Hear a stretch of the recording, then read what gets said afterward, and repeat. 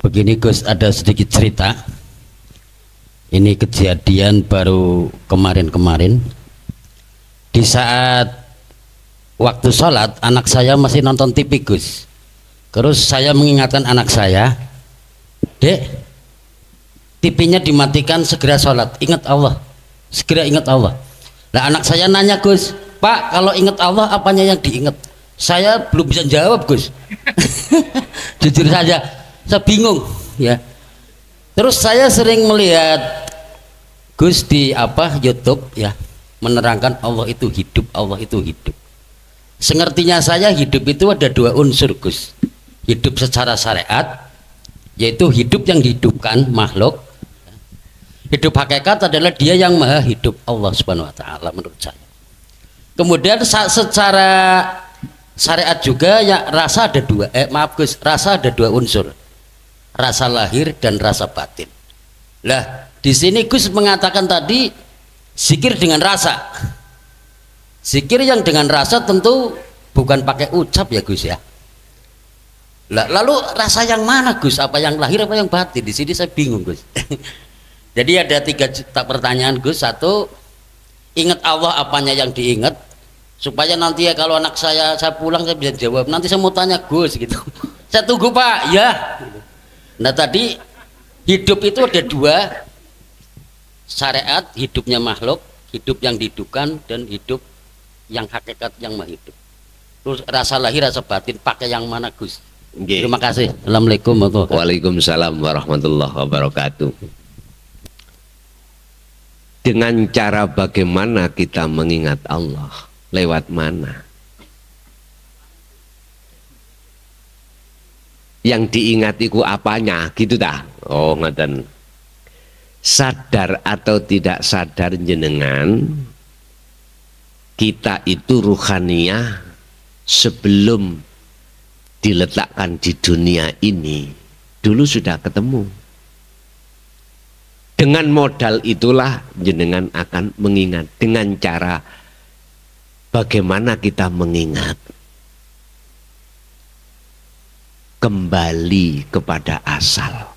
Inilah yang kumaksud sangkan paraning tumati. Assalamualaikum warahmatullahi wabarakatuh. Perkenalkan Gus, nama saya Widodo dari Kertasari, Suradadi, Tegal.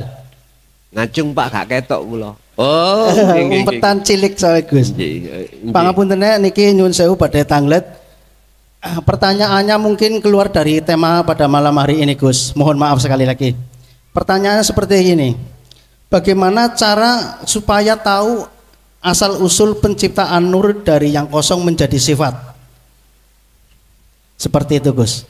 Terima kasih matur suwun. Wassalamualaikum warahmatullahi wabarakatuh. Waalaikumsalam warahmatullahi wabarakatuh. Bagaimana proses penciptaan nur menjadi yang kosong? Begini Pak, kita harus tahu asbabun nuzul surat Al-A'raf ayat 172 terkait masalah apa yang kusampaikan tadi, alastu birabbikum qalu bala syahidna. Penciptaan nur dari yang kosong pun sampai tingali cahaya. Nur iku cahaya, cahaya lampu niki sampai tingali iku saka ndi? Mungkin logika ngomong, oh saka setrum. Lah ngaten nggih. Saka setrum. Artinya Bapak Ibu, Anda akan bisa sampai ke setrum, ke wujud setrum. Proses wasilun itu jenengan harus melihat adanya cahaya. Kalau panjenengan iku melihat wujud cahaya terus tanpa memperdulikan yang kosong, artinya adalah setrum, Anda pasti akan mempunyai iman padangi iki sebab ndugi cahaya. Nyun sewu, di dalam syariat sudah dibimbingkan terhadap kita cara untuk meyakini adanya Allah. Bagaimana? Adanya dunia seisinya. Dalilnya, wujudnya dunia ini sebagai tanda wujudnya Allah. Karena yang menciptakan dunia ini adalah Allah. Artinya selama jenengan menganggap kewujudan dunia ini wujud, maka Anda sampai kapanpun tidak akan pernah tahu wujudnya Allah. Sama dengan ini. Aku Allah. Aku Allah, supaya bisa dikenal wujudku terhadap hambaku, tak lahirna rupa nurullah. Wujudnya nurullah dunya saisine. Akhirnya semua umat manusia menjadikan wujudnya dunia itu yang mewujudkan Allah dijadikan sebagai dalil, sebagai ayat wujudnya Allah. Ini diterima secara logika. Sebab di mana ada perkara yang wujud, pasti ada yang mewujudkan. Di mana ada bangku, mesti ada yang membuat bangku. Oke. Itu secara keilmuan syariat sah. Tapi tak ingatkan, selama jenengan duduk manis di sini kaidahmu, selama itu jenengan tidak akan pernah tahu sejatine wujude Allah. Selama jenengan masih beriman padange sebab cahaya ini, selama itu Anda tidak akan pernah ingat dan tahu tentang wujude setrum. Mohon maaf, kalau kita memakai logika Pak, memang benar kalau lampu ini mati, cahaya kalau nggak datang, nggak mungkin ini jadi padang, alias mesti peteng. Kita terombang-ambing di dalamnya itu Pak. Kita terpengaruhi dengan bisikan nafsu di situ. Ngapunten. Ingat, prinsip nafsu, sifat basariyah itu sampeyan tingali ning Quran. Wa ma ubarri'u nafsi. Kita tidak aman dengan nafsu, visi dan misinya. Apa visi dan misinya? Innan nafsa la amaratum bisu. Ngejak hati lali nang Allah, justru ngejak hati iman nang selain Allah. Makanya jangan heran jenengan waktu sholat hati lali nang Allah terus eling nang urusan dunya, jangan heran. Memang ini proses kronologi ruhania kita di mata Allah seperti itu. Tapi ingat, walaupun wujudku tadi biar dikenal tak nisbatkan terhadap nurullah, dan nurullah wujudin nurullah dunya saisine, tapi ingat wujud dunya saisine duduk wujudku. Ya niki Pak mbingungno, makalah iki mbingungno jenengan kali kula. Tadi kan sudah katakan, aku Allah biar wujudku dikenali kawulaku, tak lahirno, tak nyatakno wujudku rupa nurullah. Lah wujudin nurullah rupane ya iki donya saisine kabeh. Ya termasuk wujud jenengan kali kula, wit-witan, hayawan, iku wujud nurullah. Tapi wujudnya iku duduk wujudku. Lah bingung sini iki. Itulah Pak ilmu tasawuf Pak. Mengapa harus bingung? Jawabannya mek situ. Karena di dalam hati kita masih merasa kita ada. Wis titik. Kalau dalam hati jenengan keakuan diri makhluk enggak ada, mboten bingung. Mboten bingung. Inilah nanti yang kusebut dalam surat Al-Hadid ayat 3. Allah dohir, Allah batin. Wis. Mohon maaf sing laki-laki mengenal lo ya. Iki munting pol lho iki. Pertanyaan jenengan dadekno muntingi sing kawitan wis sampean simpen mawon pun dipaham sik. Nek bingung wis gawe ngopi ae dhisik. Rokokan nyantai dulu mriku. Wis. Lah piye carane umpama jenengan yakin kalau padange iki tidak dari cahaya tapi dari setrum? Ya sampean jempok setrum iku. Biar sampean tahu wujudnya setrum, setrum itu sampean demok, sampean pegang kabel, mengke mesti ngejer. Lali sampean wisan. Tapi ya pesanku aja suwe-suwe. 3 detik napa semenit ngono lho. Sak menit kematen Gus. Itu maksudnya ngeten pun ya. Pun sampean kecoki tenan iki. Jenengan gak iso ambek ngadeg ambek duduk.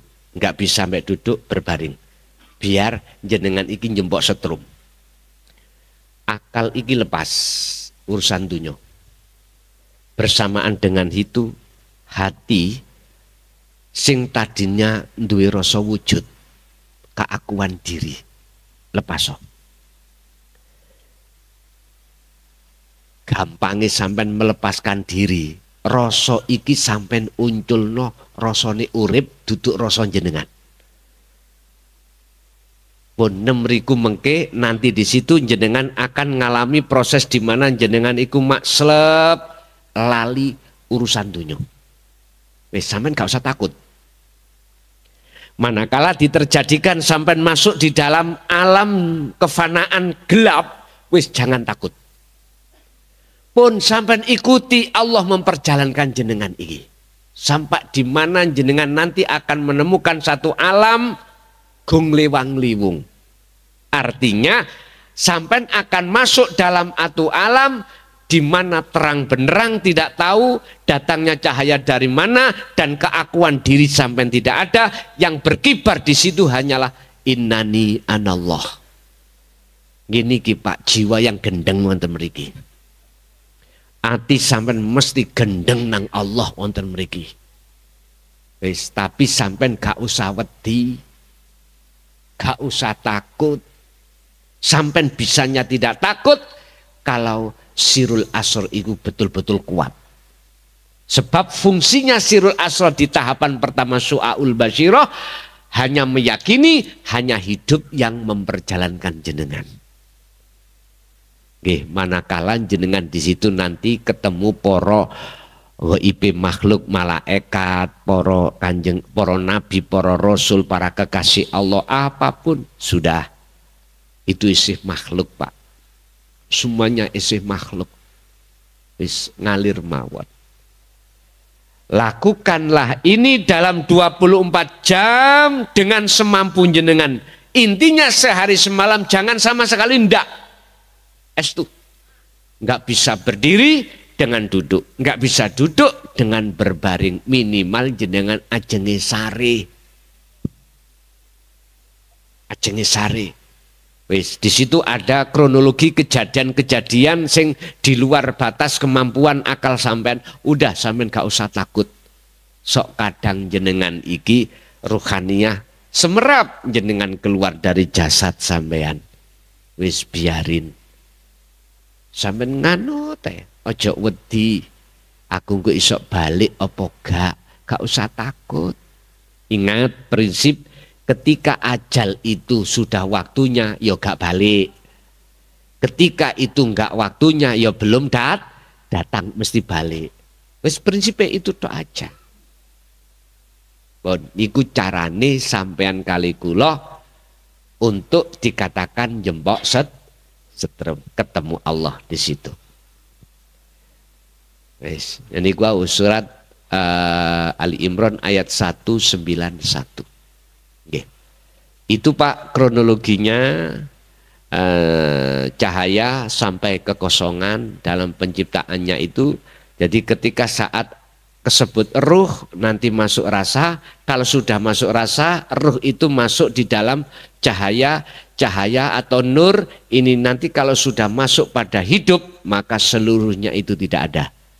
Mulai ruh, rasa, cahaya, Terus Allah nama sudah tiada, urip sudah tiada. Tinggal apa? Tinggal sesuatu yang tidak bisa kau namakan. Makanya la ibsorun wa mubsorun wa basorun.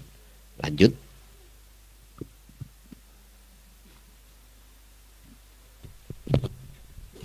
Mohon izin kula saking pembimbing.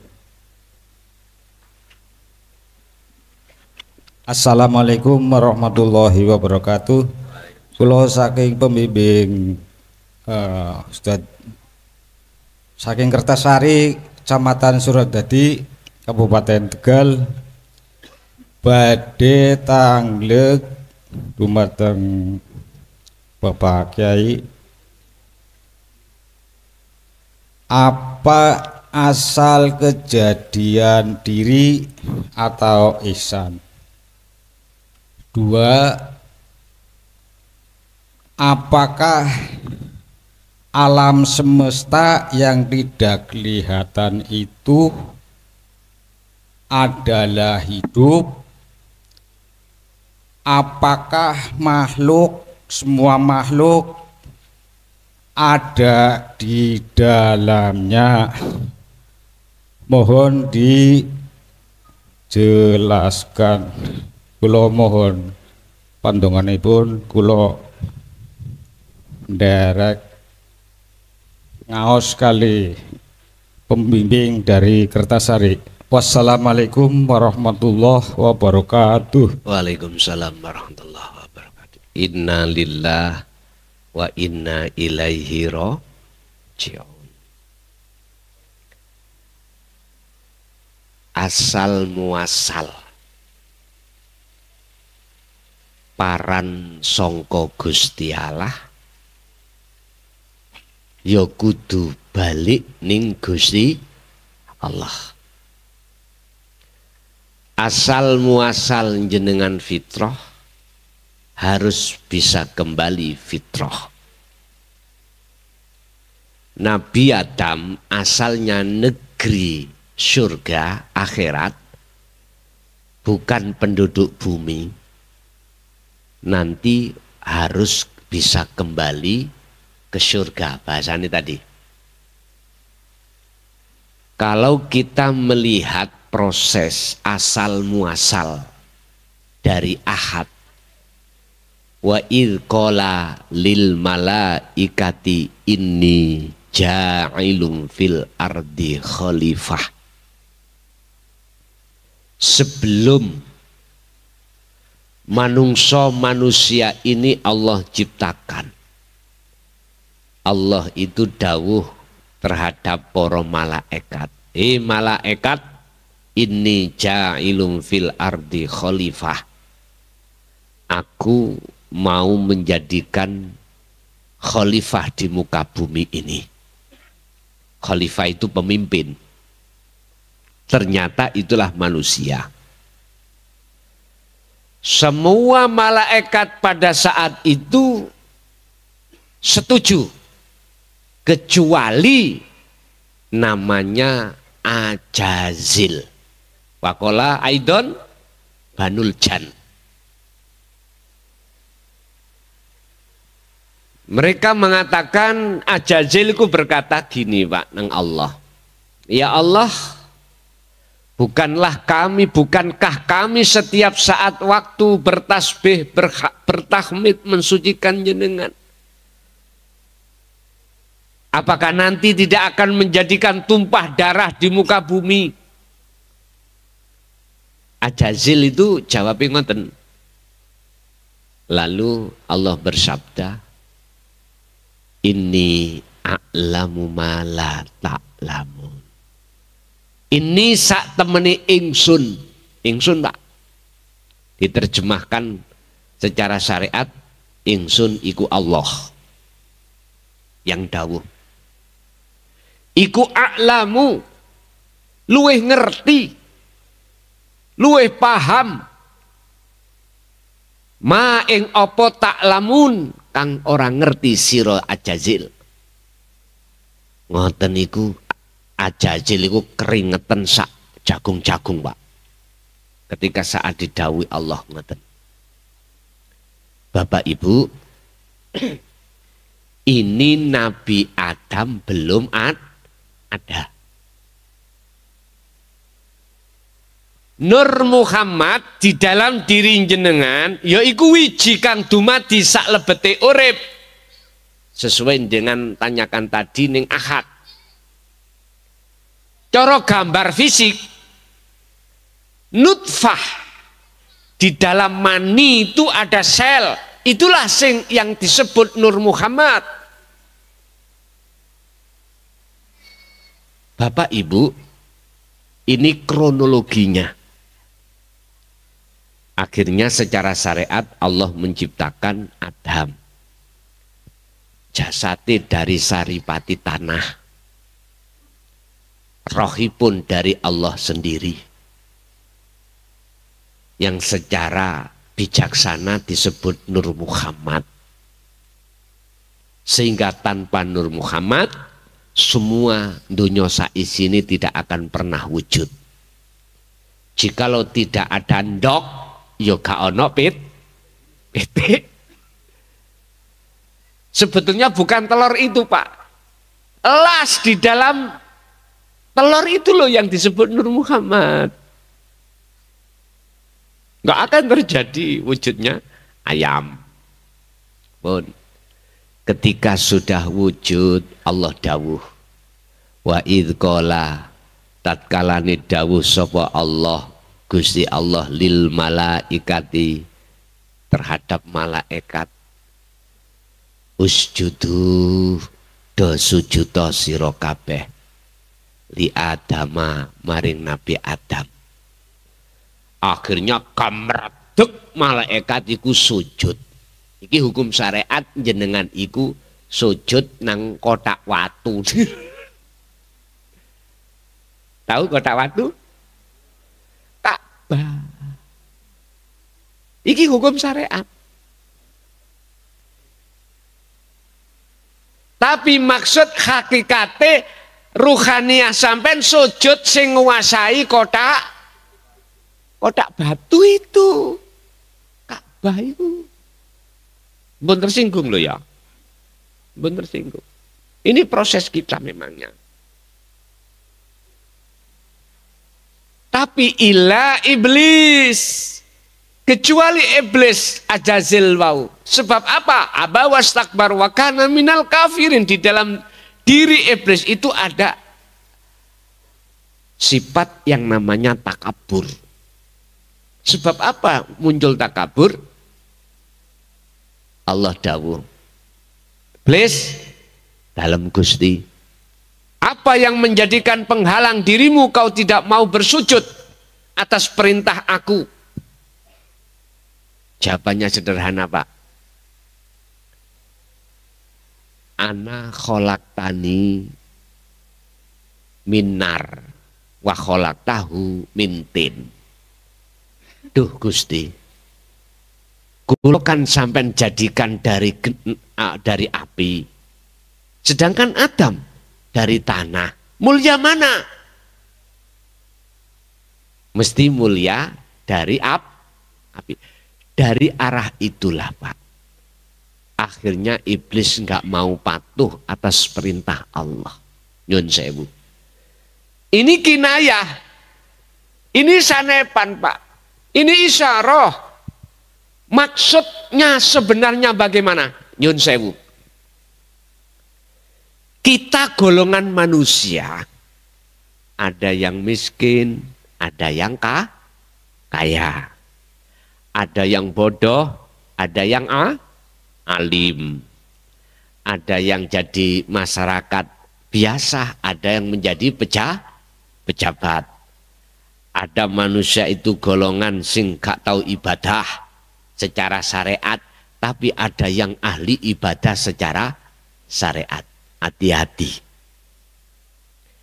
Hati-hati yang kebagian sugih, kebagian punya pangkat jabatan, kebagian ahli ibadah, sing hati-hati Anda. Hati-hatilah. Atau ahli ilmu, alim, hati-hatilah. Ini jikalau Anda tidak paham, kau akan meneruskan proses perjalanan daripada mohon maaf, buka surat Ibrahim ayat 3. Nyun sewu, sebelum masuk di ayat itu perlu kami jelaskan. Ningati sampean kita ini, Pak, akan muncul rumongso takabur. Ada kesombongan disebabkan karena kita orang berada. Kita kegolong orang yang kaya. Lah kaya macam-macam sebabnya. Bisa jadi kaya tani, kaya dagang, kaya laut. Entah, kadang-kadang kaya dari sumber ngingu toyol. Macam-macam kita. Bisnis-bisnis itu. Jenengan, Pak, nek gak mengenal ilmu tauhid, siapapun kita pasti takabur. Mesti muncul rasa rumangsa sugih ku kita. Akhirnya jenengan iki akan mengakui luweh sugih daripada orang lah. Pasti kita akan berbuat dolim. Wis, hati-hati. Yakjubuhum bi ilmihim, yakjubuhum bi amwalihim. Mohon maaf. Kalau ini kau biarkan, Allah akan menutupi hatimu dengan kesugihamu. Bisnismu tambah digedek nih Allah hasilnya. Akhir dadi istidraj, penglulune Allah. Jenengan di situ mesti akan merasa yang kaya nomor satu sak Tegal adalah kita. Pak. Akhirnya nggak tahu sopo siro sopo ingsun. Allah nutupi. Hati-hati. 1. 2. Oleh karena kita mulai kecil dididik ilmu fikih, ilmu hadis, ilmu Quran, ilmu alat, akhirnya kita alim ilmu itu. Bahkan menjadi penasehat. Segala hukum apapun yang endingnya di dalam dohiriyah, kalau tidak fatwa dari kita, umat itu kurang lego, kurang puas. Hati-hati. Hati-hati. Bisa jadi kita dalam hati akan rasa takabur pada Allah atas ini semuanya. Pada sifat ilmu jelas sifat ma'ani, sifat wajibnya Allah. Mengapa dirasa diakui kita rampas? Ini jelas salah. Ini kita akhirnya merasa kita jadi orang alim. Padahal yang alim itu adalah Allah sendiri. Kalau seperti ini, Pak, mesti jenengan iki merasa lebih alim daripada orang lah. Ini kalau kita biarkan, kita tidak akan menerima makalah orang lain, pendapat orang lain. Membenarkan pendapat saya sendiri yang berhak, yang harus dipakai. Wis, ini adalah takabur, Pak, di mata Allah. Hati-hati. Yahjubuhum bi ilmihim. Allah akan menutupi dengan ilmu itu terhadap hati kita, sehingga hati kita sampai kapanpun akan buta terhadap Allah. Na'udzubillah. Lagi rasa takabur akan muncul dalam hati kita disebabkan kita merasa lebih baik daripada orang lain. Dengan bentuk kita disebut oleh masyarakat al-ubad, ahli ibadah. Secara dohiriyah. Mohon maaf. Hati-hati. Allah bisa menjadi menutupi hati sampai dengan status al-ubad tadi. Bapak Ibu, 3 hal ini tidak akan Allah jadikan sebagai hijab tutupi hati jenengan manakala jenengan faktulu anfusakum, meniadakan keakuan diri kita yang kaya, diri kita yang alim, diri kita yang lebih baik daripada orang lain. Lalu muncul semuanya yang kaya, yang alim, yang baik itu hanyalah ingsunnya Allah. Baru selamat. Berhubung iblis tidak ada di situ, nggak mau Pak. Akhirnya iblis minta 2 rekom. Datang Allah. Al-Hijr 39:40. Ya Allah, saya sudah kadung sampai cap sebagai makhluk yang khianat, makhluk yang mokong. Izinkanlah saya minta 2 rekom. Apa bilis? Setunggal, 1. Izinkanlah saya untuk menyesatkan Adam dan anak putu Adam. Monggo, nek iso. Nomor 2, tangguhkanlah umur saya tidak jenengan pateni sampai hari kiamat. Oleh karena iblis itu dapat rekom dari Allah untuk menyesatkan Adam dan anak putu Adam, maka terjadilah fakta Nabi Adam diusir oleh Allah dari surga ke dunia. Hanya disebabkan karena makan buah. Wala taqrabah hadis syajarah. Adam, jikalau kau ingin tetap bermukim di negeri akhirat, jangan kau pernah mendekati buah khuldi. Bapak Ibu, jikalau jenengan pingin makrifat terus waktu kecil, jangan Anda mendekati buah khuldi, yaitu hubus syahawah. Ini. Tapi berhubung wis nasib Gusti Allah ikut terjadi, maka terjadilah kita tersesat dan disesatkan oleh nafsu, oleh iblis itu. Seperti Nabi Adam. Tapi Gusti Allah pesen, Adam, wis blenger nak kuwi ana donya, wis kapok inggih gawe no. Mangan ya leren nandur, leren soro. Jenengan diwastani, kuwi wis akil balik. Ning donya pegel awakmu ning donya. Biyen dadi anak kecil aja enggak kerja, dia apa kemauannya akan datang. Dikasih orang tua, Pak, Bu, sate Bu, mesti kasih. Padahal anak kecil enggak pernah kerja, minta gini, minta gitu, dituruti. Itulah Pak gambarannya Pak. Sekarang proses jenengan kadung sudah seperti ini. Allah mengingatkan, Adam, ingin balik anak? Nggih Gusti. Tapi ono syarate. Apa syarate? Niki lho sampeyan cekel. Fatalaqa Adamu mir Rabbi kalimatin fataba alaihi. Syarate mung situk. Adam bisa balik nang negeri asal akhirat, jenengan balik ke fitrah nang Allah syarat situ. Apa menurut ayat itu? Harus menerima kalimat. Kalimat iki wahyu. Wahyu itu bukan sawah payu lho ya. Wahyu. Sing dimaksud wahyu niki fitrah Pak.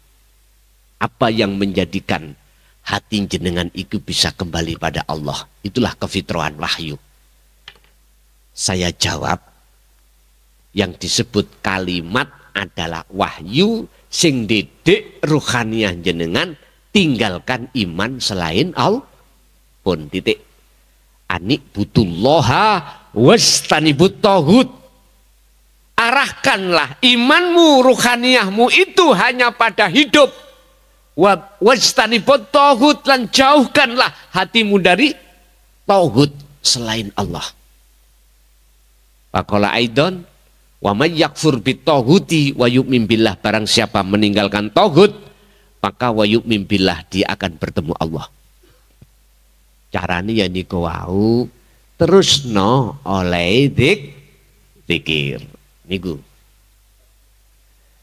Fataba alai, kesalahan Nabi Adam memakan buah khuldi diampuni Allah. Kesalahan jenengan memakan buah khuldi yang akhirnya menjadi syirik khafi akan diampuni Allah karena kembali bunyi. Yes. Mutu qoblal maut, lakukanlah hal ini sebelum datangnya kematian. Ini Bapak ya. Jadi sebelum jenengan kalih kula masuk di dalam alam yang disebut surga atau akhirat dan alam dunia itu songko ahad. Lah bagaimana kembalinya ke ahad? Yo tiadakan keakuan jenengan sebagai makhluk yang wujud, sebagai makhluk yang kidam, yang bako dan sifat-sifat wajib Allah. Lepas Pak. Caranya teruskan oleh mudzikir titik pun. Itu yang pertama. Yang kedua, pertanyaan yang kedua, lali. Apa yang kedua tadi Pak? Lupa saya.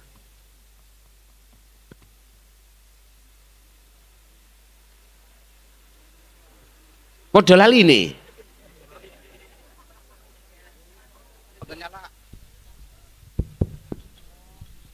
Apakah alam semesta itu adalah wujud dan adalah apa? Adalah wujud ya. adalah Allah. Nggih. Nggih, dan apakah makhluk itu di dalamnya lingkaran Allah wujud. Ya, urip. Nggih. Alam semesta ketika jenengan melihat dengan mata dohir mesti kosong. Ini kosong. Tapi jikalau sampai lihat dengan mata hati, justru sing kosong itu yang wujud ini. Ini kebalikan Pak. Jikalau jenengan melihat alam semesta ini dengan mata dohir jasad, mesti ketemu kosong. Tapi jikalau jenengan melihat dengan mata hati terhadap alam semesta, ini wujud. Kebalikan. Makanya orang ahli hijab wujudin dunya ikut dijadikan sebagai bukti wujudnya Allah. Tapi ahli syuhud tidak. Ahli makrifat tidak. Justru wujudin dunya ini sebagai burhan bukti ketidakwujudnya selain Allah ini, termasuk ini. Karena memandangnya dari ainul basirah bukan ainul basariyah ini. Memang benar Pak. Jadi alam semesta itulah wujudnya Allah. Tapi jangan kau lihat dengan mata dohir. Lihatlah dengan mata batin. Apa mata batin? Tadi saya katakan imanul haq yang disebut ihsan. Sebab tanpa urip ini, mohon maaf, tidak akan pernah ada pergerakan secara dohir. Umpama saya berdiri, mohon maaf.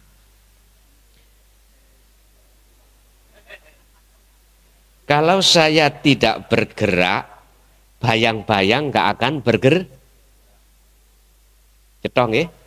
Oke. Yang ketiga, apakah makhluk itu di dalamnya itu? Tinggal kita memandangnya dari mana. Kalau memandangnya dari mata dohir, benar. Sebab apa? Sebab yang melayani seluruh makhluk itu adalah urip iku. Contoh, kita bisa ke sini, yang menjadikan bisa ke sini siapa? Urip. Oke. Kita makan, siapa yang menggerakkan dalam makan? Urip, hidup. Ya.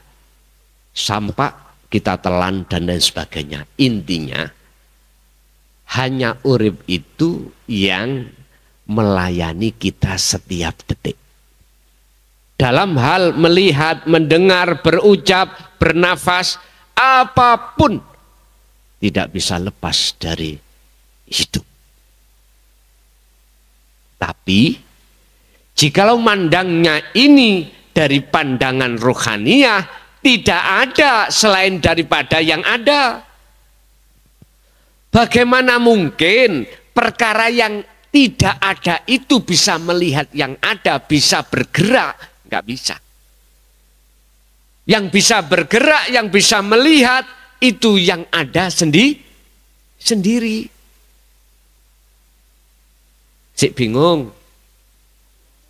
Untuk meniadakan perkara yang sejatinya tidak ada, kembalilah jenengan dalam surah Al-Baqarah ayat 54. Faktulu anfusakum, bunuh diriyo. Bunuhlah keakuan makhluk mulai dari wujud sampai apapun, lalu tetapkanlah wujud itu siapa. Keterangan sifat wajib itu tidak boleh tidak. Keterangan sifat wajib itu tidak boleh tidak. Contoh wujud tidak boleh tidak ada kewujudan itu.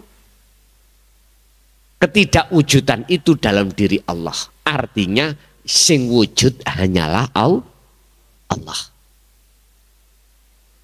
Lalu lawan sifat wujud adalah Adam. Tidak wujud itu menjadi sifat wujudnya makhluk. Jikalau jenengan sudah menetapkan sifat Adam dalam diri jenengan, maka akan nyata wujudnya Allah. Bon. Sekali lagi, jikalau jenengan menetapkan sifat Adam dalam diri jenengan sebagai makhluk, maka akan nyata wujud sejatinya Allah dalam diri panjenengan. Pun kalau hanya Dia yang ada, maka selain itu tidak ada. Jadi makhluk tidak ada di dalam urip. Miturut pandangan hakikat makrifat. Nek menurut pandangan syariat, ya memangi di dalam hidup itu ada makhluk. Begitu. Lanjut.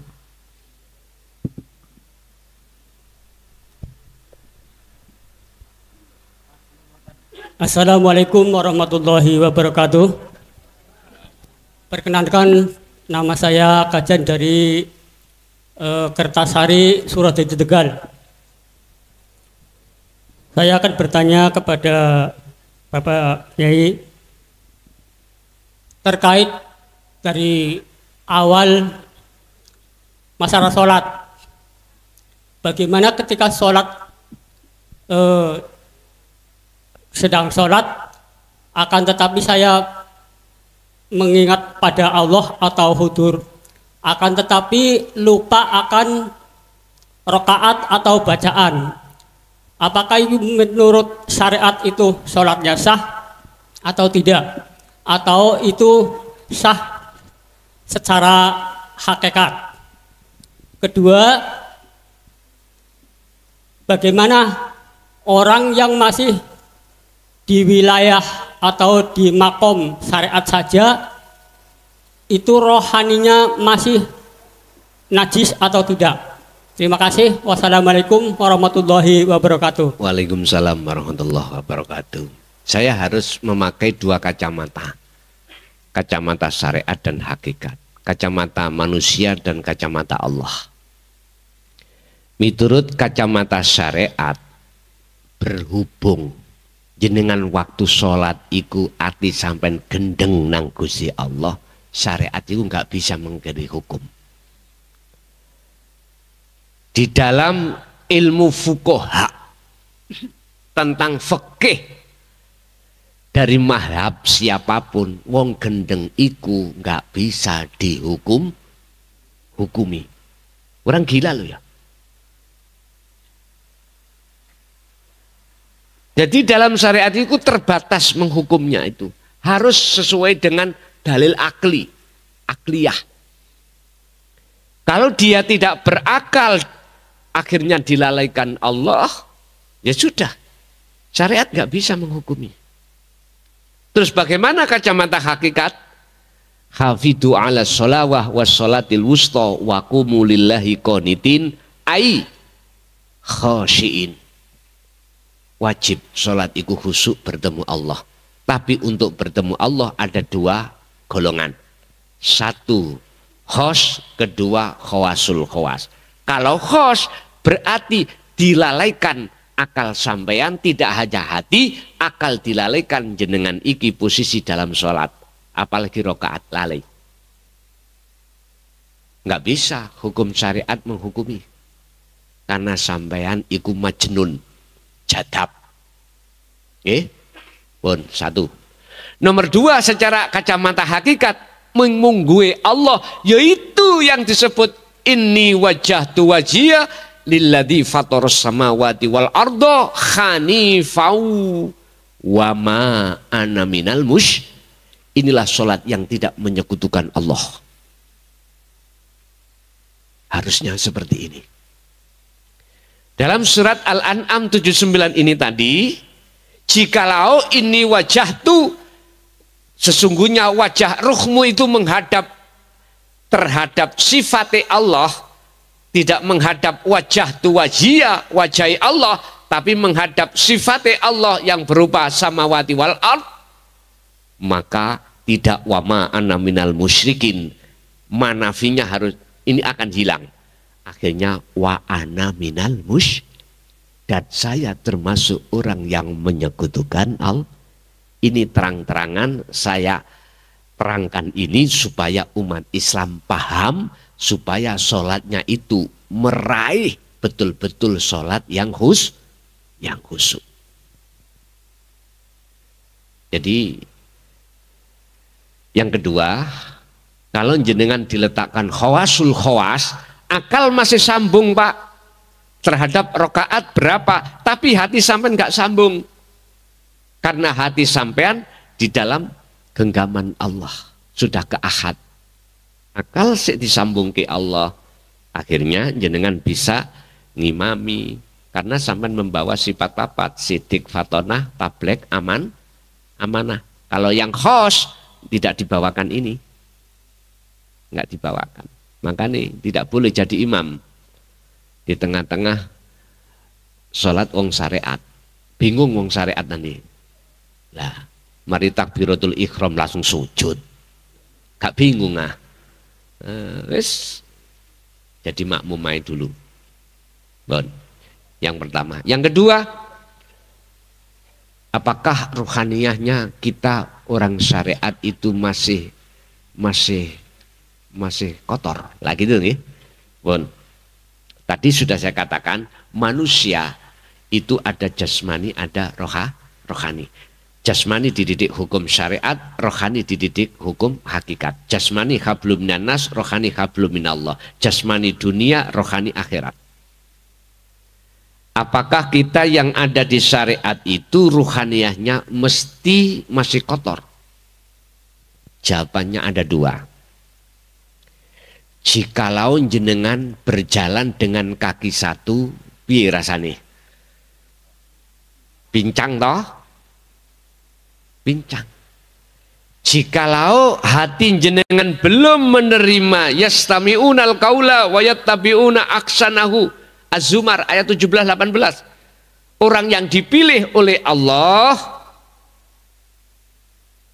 maka kita asline masih kotor di mata Allah, bukan di mata manusia. Ruhaniyah kita masih najis. Dikatakan najis sebab di dalam hati kita fi qulubihim maradun. Fajadahumullahu marada. Masih ada banyak penyakit, Pak. Tapi kita tidak merasa selama ini. Iblis ngomong, Gusti, semua Adam dan anak putu Adam akan kujerumuskan, kecuali satu yang tidak bisa aku jerumuskan. Siapa? illa ibadaka minhumul mukhlasin. Ayat 40 surat Al-Hijr. Siapa mukhlasin itu? Orang yang dipilih Allah. Siapa yang dipilih? Dijawab Az-Zumar ayat 17-18. Dialah alladzina yastami'unal qaula wa yattabi'una ahsana. Dialah dia yang sudah mendengarkan ajaran Rasulullah di jalur dinul haq. Dia tidak hanya beriman akan tetapi juga melaksanakan. Jenengan tadi sudah beriman tentang rasa terus sampean lakokake, yaitu minhumul mukhlasin. Kalau jenengan sudah masuk di situ, berarti jenengan inilah yang dimasukkan surat Al-Hijr ayat 40. Ini kok gak gampang Pak, nafsu melebun jenengan, atin jenengan waktu sholat, gak gampang. Karena Allah yang menjaga jenengan lewat cahaya makrifat dalam diri jenengan, disebabkan karena selalu hati jenengan berzikir. Pun kembali pada pertanyaan, apa memang pertanyaan yang kedua lali ya Pak?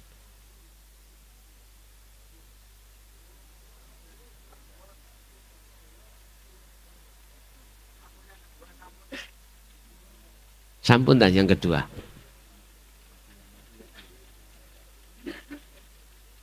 Ada yang ketiga mboten? Mboten enten. Mungkin Ibu ada? Ada Ibu yang bertanya? Kalau enggak ada kita kembali ke Bapak. Masih ada Bapak? Monggo. Assalamualaikum warahmatullahi wabarakatuh. Waalaikumsalam warahmatullahi wabarakatuh. Perkenalkan Gus, saya Ahmad Marzuki dari Ralu Dongkal Pemalang. Yang ingin saya tanyakan seperti ini Gus, di dalam syariat di rukun iman, antuk mina billahi wa malaikatihi wa kutubihi wa rasulihi wa bil yaumil akhiri wa bi qadri khairihi wa syarihi. Yang akan saya tanyakan di wa bi qadri khairihi wa syarihi itu adalah keseluruhan bahwa baik dan tidak baik adalah ciptaan Allah.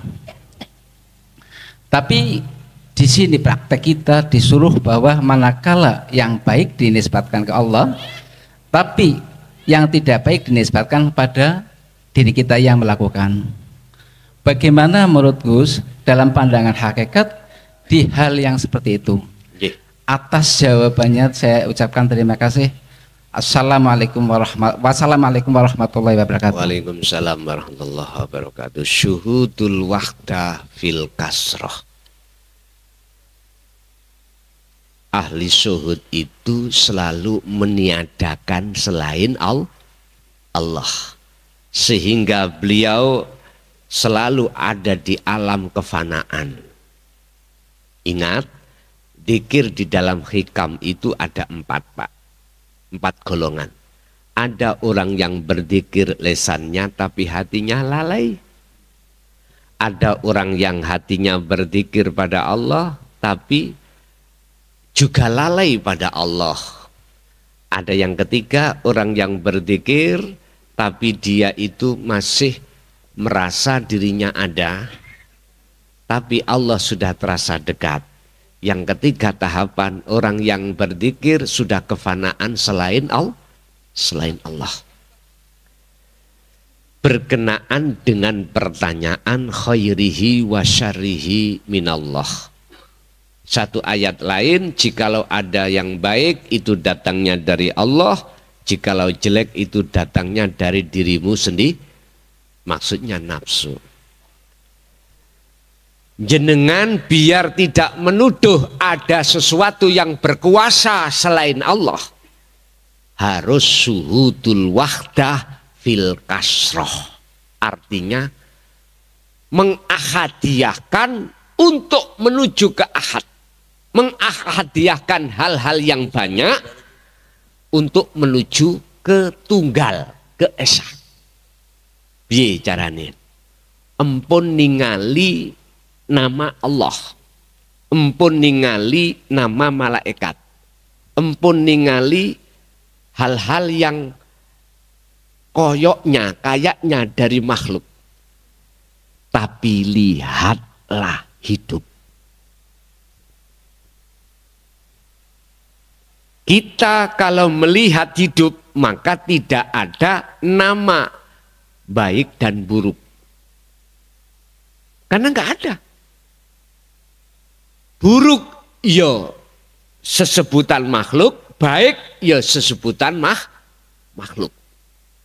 Itulah nanti akan dikatakan jaiz wenang.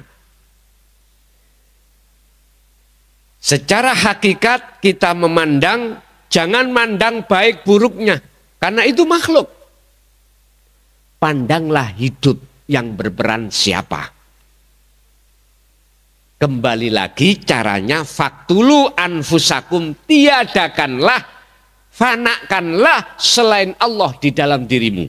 Kalau sudah jatuh di dalam wilayah itu, maka walaupun miturut orang lain dikatakan baik atau buruk, tetap jenengan beriman datangnya dari Allah. Modali mana? La haula wala quwata illa billah. Niku modal jenengan. Semua makhluk itu laksana patung. Coro orang Jawa laksana dalang dengan wayang. Walaupun yang dimainkan di kelompok Ngastino kan jelek gitu. Tapi siapa yang memerankan?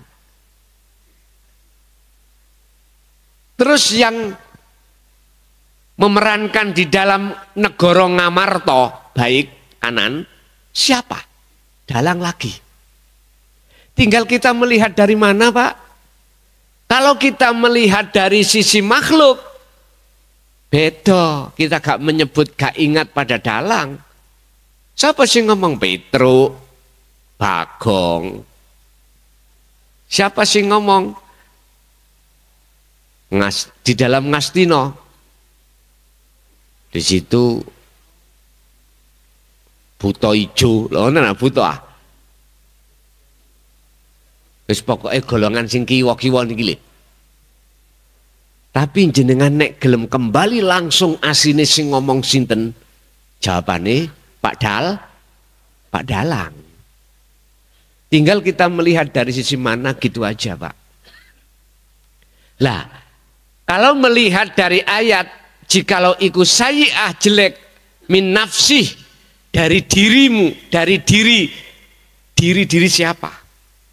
Kalau jenengan sudah masuk dalam hidup, ya diri Allah.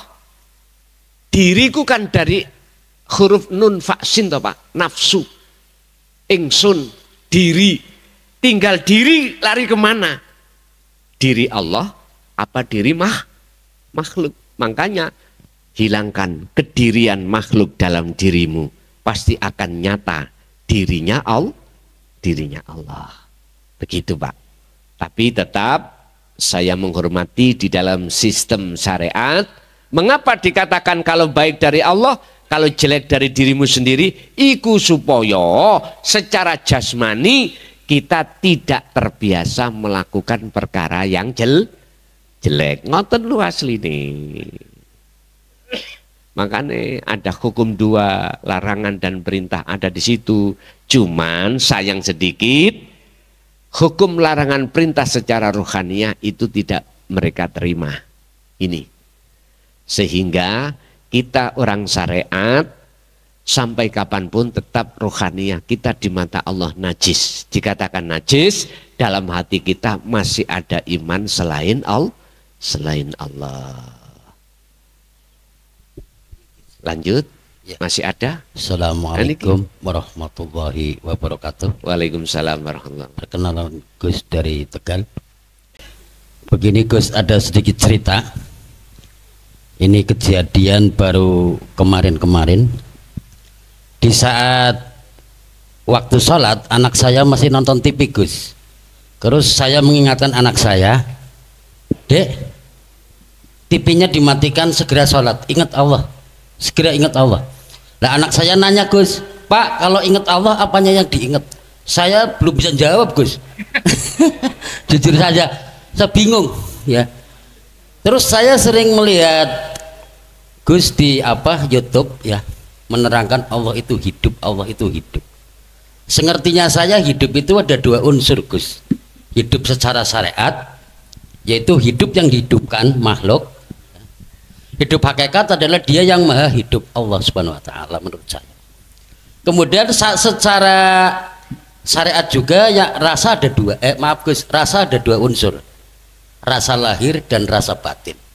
Lah di sini Gus mengatakan tadi zikir dengan rasa. Zikir yang dengan rasa tentu bukan pakai ucap ya Gus ya. Lah, lalu rasa yang mana Gus? Apa yang lahir apa yang batin? Di sini saya bingung Gus. Jadi ada 3 pertanyaan Gus. Satu, ingat Allah apanya yang diingat, supaya nanti ya kalau anak saya pulang saya bisa jawab. Nanti saya mau tanya Gus gitu. Saya tunggu Pak ya. Nah tadi hidup itu ada dua, syariat hidupnya makhluk, hidup yang dihidupkan, dan hidup yang hakikat yang maha hidup. Terus rasa lahir rasa batin pakai yang mana Gus? Okay. Terima kasih. Assalamualaikum warahmatullahi wabarakatuh. Waalaikumsalam warahmatullahi wabarakatuh. Dengan cara bagaimana kita mengingat Allah? Lewat mana? Yang diingat itu apanya? Gitu dah. Oh ngaten. Sadar atau tidak sadar jenengan, kita itu ruhaniyah sebelum diletakkan di dunia ini dulu sudah ketemu. Dengan modal itulah jenengan akan mengingat. Dengan cara bagaimana kita mengingat, kembali kepada asal. Inilah yang kumaksud sangkan paraning dumati. Ngingatnya itu jenengan harus sadar kalau kita itu tiada. Kalau kita itu Adam. Ketika kita sudah sadar kalau kita itu tiada, maka disitulah akan muncul ingat yang sebenarnya. Disebut ingat yang sebenarnya. Apa? Kesadaran yang ada hanya aku Allah. Wes. Niki tidak semudah kita membalikkan tangan loh Pak ya. Kalau Syekh Ibnu Athaillah dawuh itu birriyadati wal azkar, harus prihatin dan terus berzikir. Apanya yang diingat? Ya dah. Itulah kesadaran keakuan Allah. Yes. Bagaimana kita bisa dikatakan ingat pada Allah? Wong kita nggak ada. Bagaimana kita yang nggak ada dikatakan bisa ingat kepada yang ada? Berarti yang ingat siapa Pak?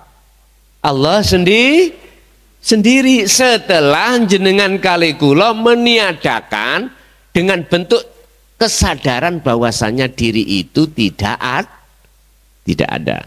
Itu caranya. Simple jawabin ngene. Nak, gini nak, cara untuk mengingat Allah. Sing ingat iku Allah. Setelah diri kita, keakuan diri kita itu tidak ada. Jikalau sudah ada kesadaran diri kita tidak ada, itulah tanda-tanda sudah dikatakan ingat pada Allah. Sebab yang ingat Allah itu Allah sendiri. Wis kurang genah nak, madepon nang kaca pengilon. Ketok wajahe sapa nak awakmu? Engko jawabane ketok wajah kula sendiri. Ya iku maksudnya. Satu. Nomor 2, masalah hidup. Jadi ya, ada yang hidup sebab dihidupi, ada yang hidup maha hidup yang menghidupi. Atau dikatakan hidup dohir, hidup batin.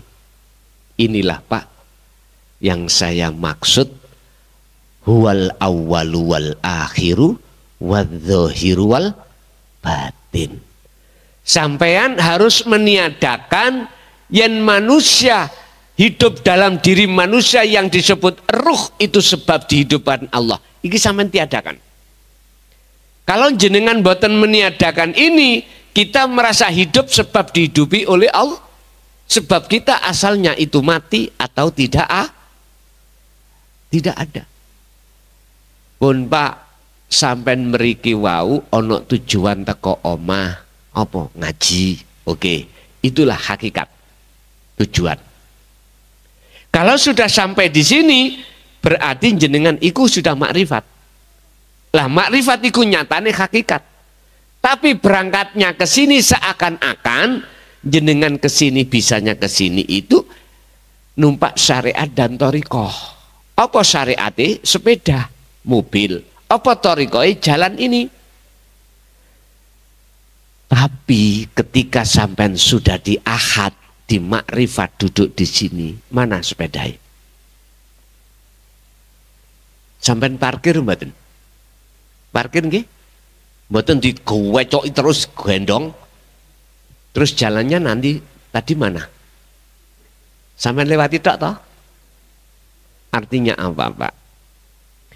Kita akan sah mengatakan antara rasa batin dan rasa dohir, antara hidup dohir dan hidup batin, la farqa bainahuma, tidak ada bedanya manakala sudah di titik ahad. Itu caranya. Kalau jenengan belum di sini, ya masih ada di perjalanan tadi. Syariate sepedaan terus, thariqahe lewat jalan. Nah, ada hakikatnya enggak? Tujuannya enggak? Ada tujuan? Kalau dikatakan ada tujuan ke sini, mesti jenengan itu ke sini. Kalau sudah sampai di sini, sebelumnya jenengan parkir sepeda tadi, artinya keakuan diri kita parkir. Ibnu Athaillah dawuh terkait masalah ini, idfin wujudaka, pendemen keakuan iro fi ardil humuli, di dalam bumi humul. Humul itu sepi. Pendemen keakuanmu di dalam bumi humul. Apa bumi humul? Sepi. Lebokno rasa rumangsa keakuan diri itu di dalam kefanaan. Sebab jikalau jenengan belum memendem bumi keakuan di bumi humul, sing muncul dalam diri jenengan itu keakuan hamba terus mungkin. Jikalau jenengan mau untuk memendam di bumi humul keakuan jenengan, maka yang nyata, yang tumbuh dengan benar itu adalah keakuan Allah. Keakuan Allah. Ini tidak bisa dibantah. Qul ja'al haqqu wa zahaqal batil innal batila kana zahuqa. Jikalau lampu itu sudah menyala, tidak bisa dibantah kebenarannya. Kegelapan itu akan hilang. Bon. Ada lagi? Masih tadi yang depan, monggo Mas. Miki gak nyampe ya, monggo niki Mi. Assalamualaikum warahmatullahi wabarakatuh. Waalaikumsalam. Mamunten Gus. Perkenalkan, nama saya Cipto dari Dukuwaru, desa ini, dari Kabupaten Tegal.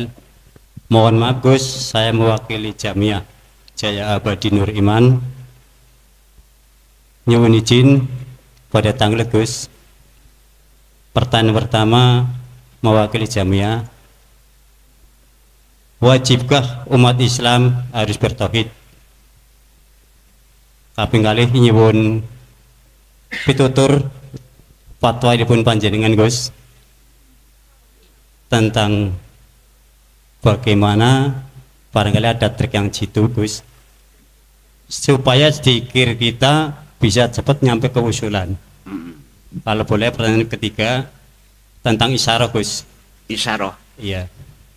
Isyarah yang datangnya dari mimpi. dan isyarah yang datangnya dari kejadian keseharian, Gus. Ngapunten. Assalamualaikum warahmatullahi wabarakatuh. Waalaikumsalam warahmatullahi wabarakatuh. Satu kali lagi nggih, niki sudah mencapai jam 12, besok kami juga kerja ya. Masih makanya yang depan ini ya. Lali. Dari Jam'iyah, wajibkah umat Islam untuk bertauhid? Nggih. Pun. Sampai padosi surat apa ayatnya gini. Walladzi arsala rasulahu bil huda wa dinil haq. Surat apa? Pasti ini Al-Qur'an. Di Google men tingali. Dialah Allah yang mengutus utusannya ai Muhammad bil huda dengan membawa petunjuk wa dinil haq ai dinu tauhid dan membawa agama yang mengesahkan pada Tuhan. Tauhid itu artinya adalah ilmu untuk mengesahkan pada Allah. Ini kita awalnya itu Allah kita banyak, tadi air, gitu, apapun kita imani, Allah kita banyak, kita esahkan, kita tunggalkan.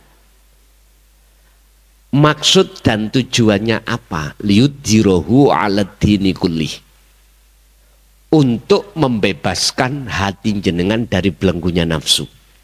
Karena belenggunya nafsu itulah akan menjadikan jenengan iki Allah tidak esah. Untuk mensucikan agama jenengan kali kula sing asale dereng suci. Untuk menyempurnakan keislaman kita yang awalnya kita itu Islam kita belum sempurna. Belum sempurna. Islam kita masih Islam keturunan, Pak. Biar gak hanya keturunan, mohon maaf loh ya, biar sempurna kafah, maka wajib bertauhid. Hal ini beliau lakukan walau karihal musyrikun, walaupun beliau itu dicaci, dibenci oleh umat. Saya Pak, mohon maaf jujur, 24 tahun ini, cacian, makian, kiri kanan, bahkan saya dipanggil asu, dipanggil babi, dipisui COK. Ajaran ini roti terasa tai sudah biasa. Tapi itu tidak menjadikan saya berhenti. Karena beliau-beliau yang mencaci dan memaki ini belum paham. Kalau sudah paham, aku yakin dia akan merasa selama ini dolim pada Allah. Akhirnya Allah terasa dekat. Ini prosesnya.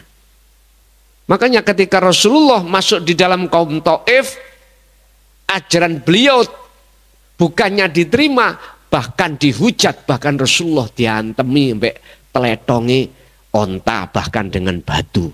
Sampai malaikat Jibril ini gak tego Pak terhadap Rasulullah. Muhammad, kaum Taif yang bangkang itu saya blei dengan gunung Uhud bagaimana? Rasulullah jawab, jarno, karena beliau belum mengerti. Siapa tahu dia nanti tidak menjadi pengikutku tapi anak putune. Lah, ya apa sih Pak? Dan ini sudah terjadi pada diri saya ketika tahun 2007. Golongan-golongan yang tadinya itu dikatakan sebagai ahli kitab, itu berupaya saya untuk tidak menyampaikan hal ini dengan bentuk kami itu diusir dari kampung saya. Tapi saya tidak mau keluar. Karena saya mengatakan beliau-beliau itu belum paham dan butuh proses, Pak. Setelah proses selama kurang lebih hampir 4 tahun, beliau sadar Pak. Akhirnya sampai sekarang saya dijadikan sebagai kepala desa. Ayo. Kesimpulannya, orang yang membenci atas ajaran yang kau sampaikan di jalur dinul haq, jangan kau benci. Dia punya dua hal. Satu, karena alasan dia nggak paham. Kedua, dia masih perlu waktu proses. Sampean semerap, kita punya anak kecil yang belum balik, entah umur 3 tahun, dia suka-suka main di pinggir kolam, kecek ambil air, ya dah, di pinggir kolam. Padahal itu bahaya, dia enggak paham. Kita sebagai orang tua yang mengerti, bagaimana Pak? Diangkatlah anak itu supaya tidak tenggelam lagi, gitu. Menangis toh, menangis. Biarin dia menangis karena dia itu memang belum paham kalau itu bahaya. Kadang-kadang dia suka api, lilin, mercon, gitu loh. Dia nggak sadar kalau itu bahaya. Kita orang tua yang sudah sadar, kita selamatkan walaupun dia menangis. Nanti prosesnya kalau dia sadar, oh iya, ternyata Bapak menolong saya. Lah gitu toh akhirnya. Itulah logikanya seperti itu. Jadi wajib bagi umat Islam untuk menyempurnakan Islamnya. Otomatis bertauhid. Al-Baqarah 208. Udhulu fisilmi kafah. Jikalau sudah sempurna, mengapa berikut ayatnya Allah katakan wala tattabi'u khutuwati syaitan, supaya jenengan itu tidak mudah kena gebyare dunya. Jika mudah bisa kebisikan hawa nafsu alladzi yuwaswisu fi sudurin linnas. Biar gak mudah seperti itu. Satu. Nomor 2, lali. Yang kedua tadi apa Pak? Ini kini betul kula tulis, biasanya kula tulis itu tentang ini Gus, zikir supaya cepat sampai ke usulan. Oh iya. Sampai buka surat Al-Insan ayat 25-26. Ini terjadi pada beliau baginda Kanjeng Nabi sampai Kanjeng Nabi itu mencapai derajat maksum di sini. Wadhkur isma rabbika bukrata wa asila wa minal laili fasjud lahu fasabbihu lailan tawilan. Pagi sampai sore, bahkan malam yang panjang, sibukkan hatimu berzikir. Titik. Berarti setiap napas. Waduh angel Gus. Empun ngomong angel disik. Memang semuanya itu berawal dari susah. Susah. Tapi kalau itu nanti sudah terbiasa, dengan sendirinya tidak akan bisa putus. Boleh jasad sampean berbicara tentang urusan dunia, tapi hatimu tidak bisa lepas dari zikir. Baik dalam keadaan tidur atau tidak tidur. Waktu tidur napas pernah berhenti? Disitulah Pak nanti terus berzikir. Itulah mencapai maksum. Yang ketiga, yang terakhir tadi apa? Isyarah. Isyarah mimpi. Mimpi apa tadi? Enggak mimpi apa, dari mimpi aja. Oh dari mimpi. Gini Pak, tentang mimpi itu ada takbir ru'yah. Ya. Mimpi itu proses perjalanan ruhaniah. Dan mimpi itu ada macam dua. Ada mimpi yang susah, ada mimpi yang senang. Jenengan mimpi dikejar-kejar orang gila membawa kelewang, lari ndak? Lari nggih? Mimpi dikejar-kejar anjing sama lari ndak? Padahal mimpi. Tapi setelah bangun, walah mimpi lagi ya. Jangan main. Jangan main-main. Mimpi itu adalah gambaran proses perjalanan kita masing-masing. Dan itu punya maksud dan terjemahan masing-masing. Tergantung mimpi yang bagaimana. Ada dua mimpi orang, ahli hijab dan ahli syuhud. Niki. Ada dua mimpi seseorang, ahli hijab dan ahli syuhud. Sama dengan kita gak tidur dalam keadaan sadar. Perilaku kita ada perilaku ahli hijab dan ahli syuhud. ahli hijab mesti gini Pak, husnul a'mali nataiju husnil ahwal, su'ul a'mali nataiju su'il ahwal mingkol bin rohibin. Itu perilakunya kita ahli hijab. Segala perbuatan apapun secara fisik, baik yang disebut ibadah murni atau tidak murni, di mata Allah, mohon maaf, nggak bisa dikatakan baik. Bukan di mata manusia. Sebab gini, apik lan eleke perilaku jasmani ini itu tergantung keadaan rohani kita. Lah, keadaan rohani kita ada dua. Pertama mingkol bin rohibin, yang kedua mingkol bin zahidin. Ini hikam. Mingkol bin rohibin iku tondo ati sampen iku condong madepin nang makhluk. Kalau mingkol bin zahidin condongnya hati kepada hanya pada Allah. Di sini Pak. Jadi walaupun baik di mata manusia belum tentu di mata Allah baik. Walaupun jelek di mata manusia belum tentu di mata Allah jelek. Bisa jadi di mata Allah itu baik. Walaupun di mata Allah itu baik, di mata manusia juga baik. Ada lagi yang terakhir, ada baik jelek di mata manusia, lebih-lebih di mata Allah. Mungkin kapan-kapan kita jelaskan terkait 2 pandangan, 4 pandangan tadi. Ada kalanya jelek di mata manusia, di mata Allah baik. Ada baik di mata manusia, di mata Allah jelek. Ada jelek baik mata manusia ataupun di mata Allah. Ada baik di mata manusia, ada juga baik di mata Allah. Oke, terakhir ini tadi yang depan, monggo. Oke, Mike.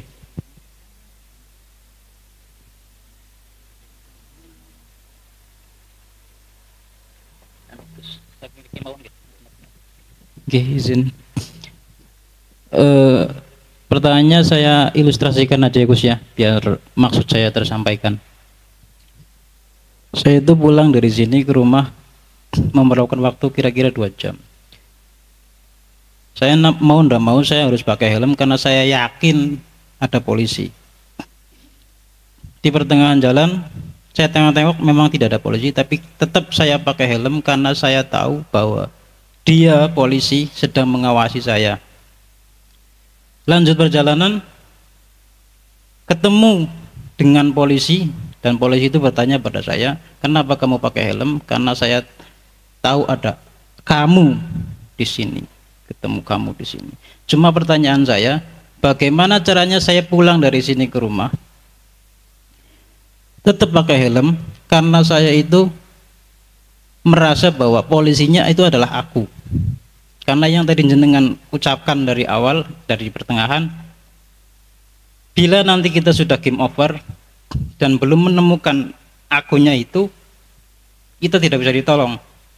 Yang saya khawatirkan sampai saya mati saya tidak ketemu dengan kata la ilaha illa ana. Yang saya khawatirkan itu, saya mohon kalau memang ada caranya, mohon Gus bisa membantu saya. Terima kasih. Assalamualaikum. Waalaikumsalam warahmatullahi wabarakatuh. Memang awal proses kita merasa selalu diawasi Allah. Untuk selalu diawasi Allah, jenengan tidak boleh melepaskan la ilaha illa anta. Hati, bukan dibaca, tapi dirasa, muncul rasa keakuan Allah. Bahwasannya yang segala-galanya.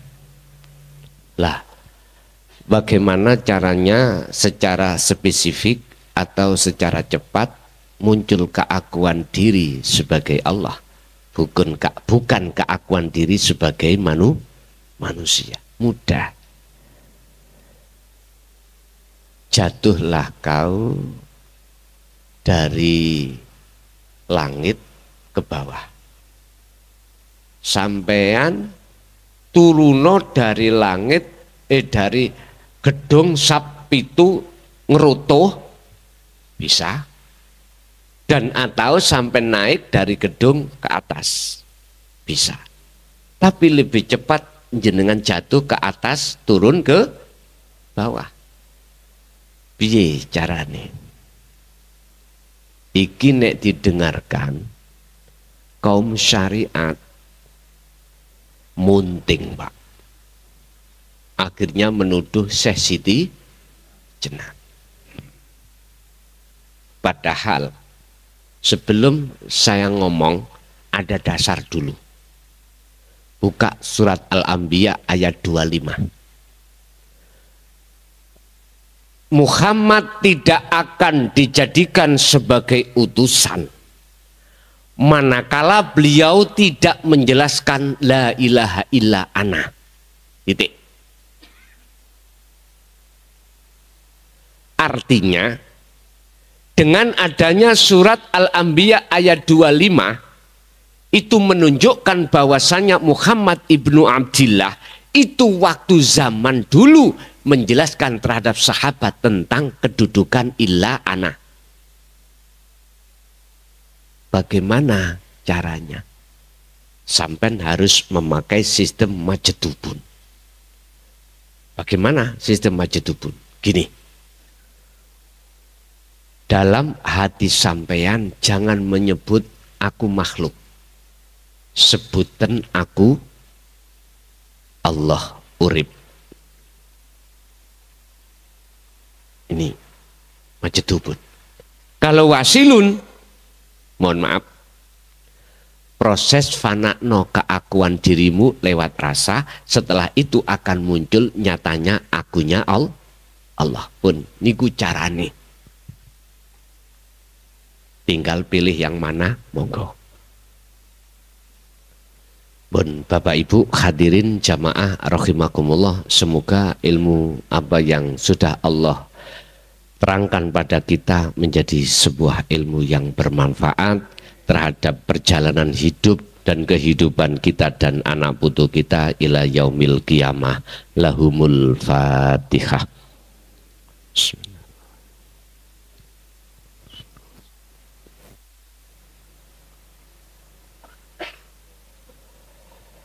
Allahumma salli wa sallim ala sayyidina Muhammad. Alhamdulillahirabbil alamin. Allahumma yassir lana fi kulli umurina fid dini wad dunya wal akhirah wa ila auladina wa azwajina wa dzurriyyatina wa ahli baitina. Allahumma ya Fattahu ya Alim iftah lana bi futuhil arifin wa ilaihim. Allahumma nawwir qulubana binuri hidayatika wa ma'rifatika wa ilaihim. Rabbana atina fid dunya hasanah wa fil akhirati hasanah wa qina adzabannar. Wa sallallahu ala sayyidina Muhammad. Alhamdulillahirabbil alamin. Al-Fatihah.